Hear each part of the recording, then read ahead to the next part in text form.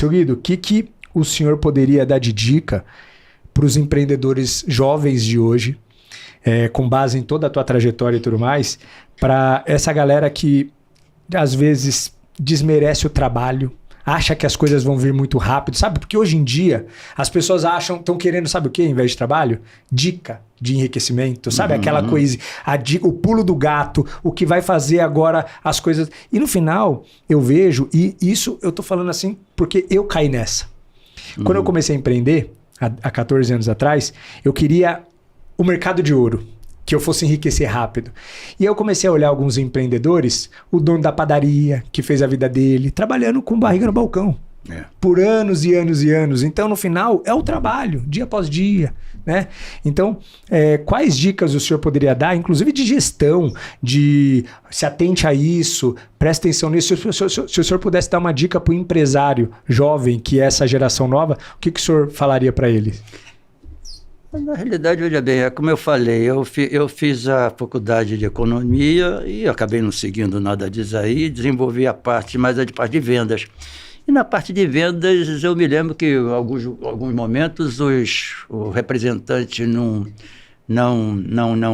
deixava, largava a pasta, abandonava, tinha dificuldades. Eles também, coitados, eles viajam e a despesa é garantida e a receita nem sempre. Nem sempre. Então, a gente tem que tirar o chapéu para esse pessoal que camela por aí fora. E porque, agora o que eu posso dizer? Eu digo, ninguém quer ficar rico devagar, todo mundo quer ficar rico depressa, né? Mas quando o camarada, os vendedores pararam, eu peguei a pasta, fui em frente, né? Eu me lembro que eu saía uma vez eu peguei a tal da Castelo Branco, eu deixei de sair, estava construindo ainda, deixei de sair no lugar certo, de repente eu me vi no meio de um canteiro de obra, não sabia por onde sair, peguei uma estradazinha, atravessei fazenda, fui parar em Avaré, eu tinha saído às 11 horas para chegar às 6 horas em Presidente Prudente, acabei chegando em Presidente Prudente às 10 horas, meio-dia, depois de atravessar fazenda, abrir porteira, bater na casa do sujeito que estava dormindo. E um desespero. Não tinha Waze na época, né? Não tinha Waze na época, uma dificuldade danada. Realmente a gente... E então, agora você fez... O pessoal, de um modo geral, gostava de receber. Hoje é menos receber visita do fornecedor, etc. Sim. E tal. Hoje em dia, a comunicação é muito maior, etc. E tal, não tem. Mas fui muito bem recebido pelo pessoal, fiz várias amizades, muitas amizades por aí, algumas que perduraram muito tempo. E eu me lembro um fator muito interessante que, quando eu pedi concordata, muitos deles anteciparam os pagamentos.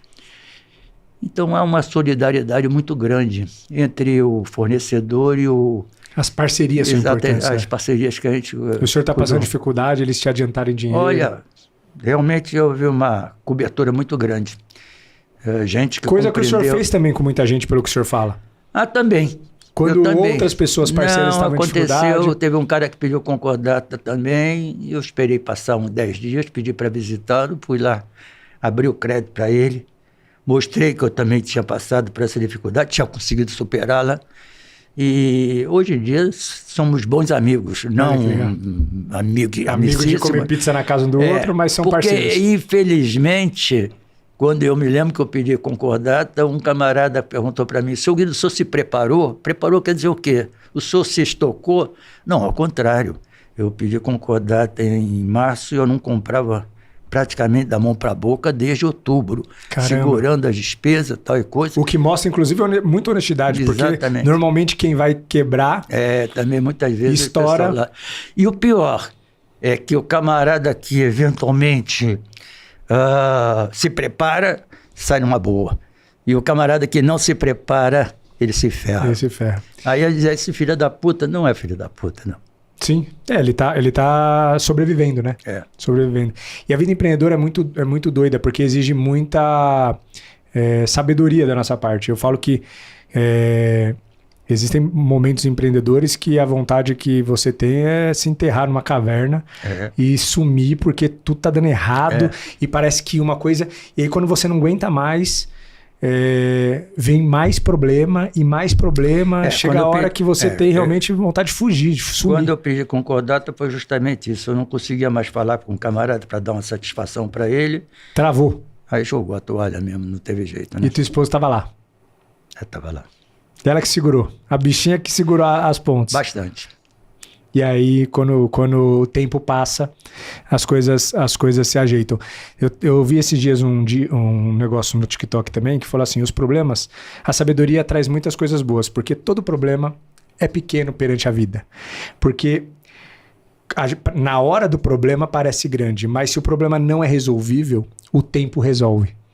Né? Então é isso. Quando a gente está numa situação, e isso foi bem importante para mim, quando você está em situações que você não vê saída, o tempo vai encontrar uma saída. O senhor abriu uma concordata, foi trabalhar vendendo fósforo e depois de um ano as coisas se normalizaram. Mas olhando lá no começo, olhando para frente, o senhor nunca achou que isso poderia ser possível, mas trabalhando aos pouquinhos, um ano depois, o sol de novo nasce. Né? Então é ter calma e esperar a vida acontecer, porque a gente ansioso pelas coisas e os problemas, fornecedor ligando e tudo mais, a gente fica muito ansioso, frustrado, às vezes aflito, e a gente perde a capacidade de pensar. Né? Como é que é? Rudyard Kipling, já ouviu falar? Não. Já ouviu falar o Mowgli? O Mowgli, o menino lobo? Sim, o menino lobo. Ele que escreveu. Mas ele dizia, entre outras coisas, dizia o seguinte, se todo mundo ao seu lado já perdeu a cabeça e você mantém a sua, você é um homem de sucesso. Aí como é que chamava ele? O Milor Fernandes disse, quando todo mundo perdeu a cabeça e você não perdeu a sua, porque você está perdido, você não está entendendo porra nenhuma do negócio. Você não entendeu o que está acontecendo. É isso mesmo. E seu Guido, e como está sendo largar o osso da empresa e deixar com os seus filhos e netos? Tá sendo fácil? Dá ciúme? Como que é? Não, tranquilo. Na realidade, eu procuro dar palpite. Eles escutam? Não, às vezes sim, às vezes não. Ouve a vossa experiência. Nós hoje em dia pegamos algumas pessoas do mercado, além do meu filho que está desenvolvendo, trabalha comigo há bastante tempo. Quantos anos tem teu filho? Ele está com 59. 59. Ele queria ser cientista, se ferrou, porque não dá camisa para ninguém ser cientista na Terra. Então, agora veio trabalhar comigo, com minha nora, fizeram um belo trabalho, e depois ele ultimamente andou recuperando muitos impostos. E também tem que saber o caminho das pedras, porque os impostos é isso daqui, aquilo lá, e o governo tem uma dificuldade tremenda. E o Brasil é uma loucura. Tem uma dificuldade tremenda, uma má vontade, muitas vezes não entendem e não querem correr risco de tomar atitudes por ser considerado desonestos, etc. Então, muitas vezes é mais fácil empurrar com a barriga e não resolver o problema, e aconteceu conosco. Nós ficamos com imposto num determinado momento, eu tinha o dobro de imposto a receber do que quando entrou a ST. Em 2008, nós estávamos indo muito bem, e aí entrou a tal da ST, o Serra inventou esse negócio daí, e de um lado foi muito bom para o governo, por outro lado puxou capital de giro, os camaradas que de um modo geral têm dificuldade de capital de giro dificultaram. E eu vendi. Tem que antecipar na hora de vender. Mas não é só isso aí, no final das contas nós vendíamos para fora do estado, e para fora do estado você ficava com crédito e considerava que você tinha um custo e vocês vendiam mais barato, ficava com crédito no governo, o governo não devolvia, e isso aí gerou um problema grave também, muito grave. E superamos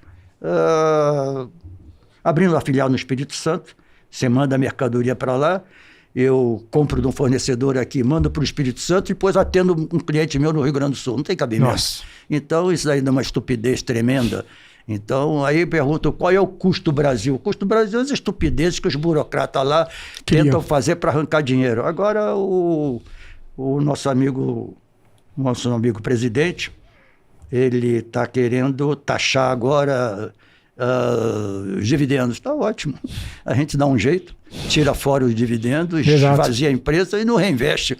Porque, para mim, eu fico mais... Hoje em dia está mais interessante aplicar o dinheiro do que reinvestir. Exatamente. Então cada um se vira. Reaplica como PJ mesmo, pega o retorno. Então, a ideia acha investimento. Então, aí tá as firmas indo para o Paraguai, porque, inclusive, teve uma vez que eu até estranhei a associação comercial orientando a gente ir para o Paraguai, porque aqui não justifica. O pessoal está lá, os impostos são menores, o Paraguai está crescendo bastante. Está crescendo. Atraindo investidor. E aqui nós queremos dar o paraíso por decreto, fica difícil, né? Quer dizer,